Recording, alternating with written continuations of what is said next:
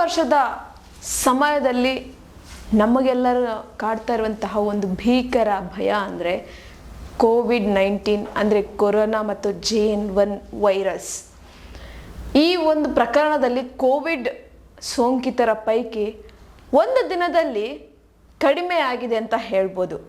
ಅಂದರೆ ಹಿಂದಿನ ದಿನ 841 ಜನ ಸೋಂಕಿತರ ಒಂದು ಹಾಸ್ಪಿಟಲ್ಗೆ ಅಡ್ಮಿಟ್ ಆಗ್ತಾ ಇದ್ದಾರೆ. ಅಂದರೆ ಸೋಮವಾರ ಇಂದಿನ ದಿನ 636 ಜನ ಸೋಂಕಿತರಾಗಿ ಅಡ್ಮಿಟ್ ಆಗ್ತಾ ಇದ್ದಾರೆ.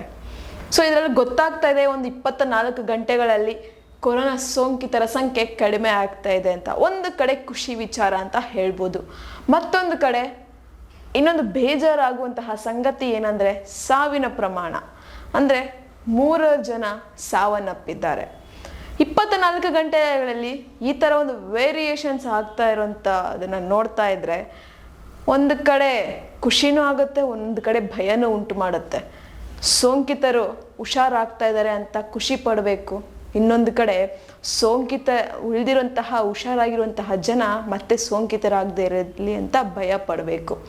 ಸೊ ಇದ್ರ ಮಧ್ಯೆ 4.44 ಕೋಟಿ ಜನ ಚೇತರಿಕೆಯಾಗಿ ಹೊರಗಡೆ ಬಂದಿದ್ದಾರೆ. ಅಂದರೆ ಕೊರೋನಾ ಒಂದು ಸೋಂಕಿತರಾಗಿದ್ದವರು ಹುಷಾರಾಗಿ ವಾಪಸ್ ಬಂದಿದ್ದಾರೆ.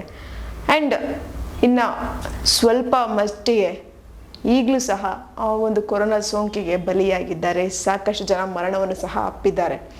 ಇದರ ಮಧ್ಯೆ ಶೇಕಡಾವಾರು ತಗೊಂಡ್ರೆ ಅಂದರೆ ಪರ್ಸೆಂಟೇಜ್ ವೈಸ್ ತಗೊಂಡ್ರೆ 98.81% ಅಷ್ಟು ಜನ ಕ್ಯೂರ್ ಆಗ್ತಾ ಇದ್ದಾರೆ ಕೋವಿಡ್ನಿಂದ. ಇನ್ನು ಕೇವಲ 1.1% ಜನ ಮಾತ್ರ ಈ ಒಂದು ಕೋವಿಡ್ಗೆ ಬಲಿಯಾಗ್ತಾ ಇದ್ದಾರೆ ಮತ್ತೆ ನರಳ್ತಾ ಇದ್ದಾರೆ. ಈ ಒಂದು ವರ್ಷದಲ್ಲಿ ಈ ಒಂದು ಕೋವಿಡ್ ಪ್ರಕರಣ ಕಡಿಮೆ ಆಗಬೇಕು ಅಂದರೆ ಎಲ್ಲರೂ ಸಹ ಸೇಫ್ ಆಗಿರಬೇಕು, ಎಲ್ಲರೂ ಸಹ ಮಾಸ್ಕನ್ನು ಹಾಕಬೇಕು, ಆದಷ್ಟು ಅಂತರವನ್ನು ಕಾಪಾಡಿಕೊಳ್ಬೇಕು. ಈ ಒಂದು ವಿಷಯ ನಿಮಗೆ ಇಷ್ಟ ಆಗಿದ್ರೆ ಒಂದು ಲೈಕ್ ಮಾಡಿ, ಶೇರ್ ಮಾಡಿ, ದಯವಿಟ್ಟು ಸಬ್ಸ್ಕ್ರೈಬನ್ನು ಮಾಡ್ಕೊಳ್ಳಿ. ನಿಮ್ಮ ಅಕ್ಕಪಕ್ಕದವರು ಸಹ ಅಥವಾ ನಿಮ್ಮ ಮನೆಯಲ್ಲಿ ಸಹ ಕೋವಿಡ್ಗೆ ಬಲಿ ಆಗದೇ ಇರೋಂತಹ ಹೆಲ್ತನ್ನು ಕಾಪಾಡ್ಕೊಳ್ಳಿ. Stay safe, stay healthy. And ಈ ಒಂದು ವಿಡಿಯೋನ ಎಲ್ಲರಿಗೂ ಸಹ ಶೇರ್ ಮಾಡಿ. ನಾನು ಹೇಳಿದಂಥ ಇನ್ಫಾರ್ಮೇಷನ್ ನಿಮಗೆ ಇಷ್ಟ ಆಗಿದ್ದರೆ ಕಮೆಂಟ್ ಬಾಕ್ಸಲ್ಲಿ ಒಂದು ಕಮೆಂಟನ್ನು ಹಾಕಿ.